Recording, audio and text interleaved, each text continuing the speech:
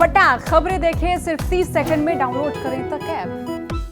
Sir, कल PM साहब जब जा रहे थे अचानक, जब रैली को संबोधित करने के लिए अचानक काफिला रुक जाता है, क्या कहना चाहेंगे? देखिए, ये बड़ी दुर्भाग्यपूर्ण घटना कल पंजाब में आदरणीय मोदी जी के काफ़िले को रोक दिया जाता है और 20-25 मिनट इंतज़ार करना पड़ता है। तो मैं ये समझता हूँ कि बिल्कुल पंजाब में जंगल राज हो गया।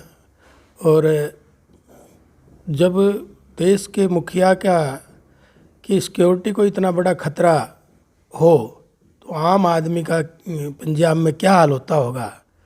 तो मैं इस अवसर पे तो यही कहना चाहूँगा, पंजाब की सरकार को तुरंत प्रभाव से बर्खास्त किया जाए और वहाँ राष्ट्रपति शासन लगाया जाए, क्योंकि प्रजातंत्र में सबको अपनी बात कहने का अवसर मिलता है। अपनी बात कहें, जनता को जिस तरह से भी आप समझा सके समझाएं, लेकिन इसका मतलब ये नहीं होता कि आप इतनी बड़ी चूक करेंगे जिसमें देश के मुखिया की गाड़ी को इतने सिक्योरिटी को किस तरह से लकूना रहा है। तो मैं तो इसको दुर्भाग्यपूर्ण घटना बता रहा हूँ। साथ ही आपने देखा कि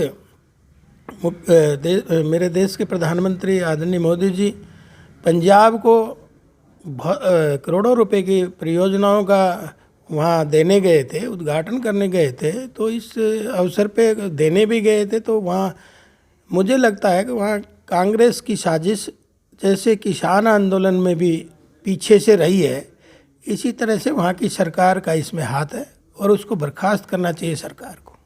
चन्नी जी का बयान आ रहा है वहाँ के, क्या उनको पता नहीं था या वो कह रहे हैं कि अचानक ये रूट जो चेंज कर दिया गया था? क्या कहना चाहेंगे? देखिए, चन्नी जी का क्या बयान आ रहा है, चन्नी जी की तो गलती है ही। वो बयान कुछ भी देता रहे, बयान तो बदलेगा ही, क्योंकि ये कोई छोटी बात नहीं है। देश की मुखिया सुरक्षित नहीं है तो फिर देश में कौन सुरक्षित है? और राजनीति का अलग रास्ते हैं, प्रजातंत्र में अपनी बात कहने के अलग रास्ते हैं, लेकिन इस तरह की चूक होना ये बहुत दुर्भाग्यपूर्ण है।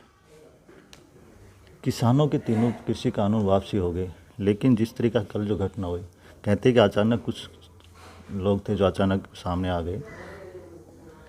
देखिए, कोई अचानक सामने नहीं आया, ये सरकार की कमजोरी रही है।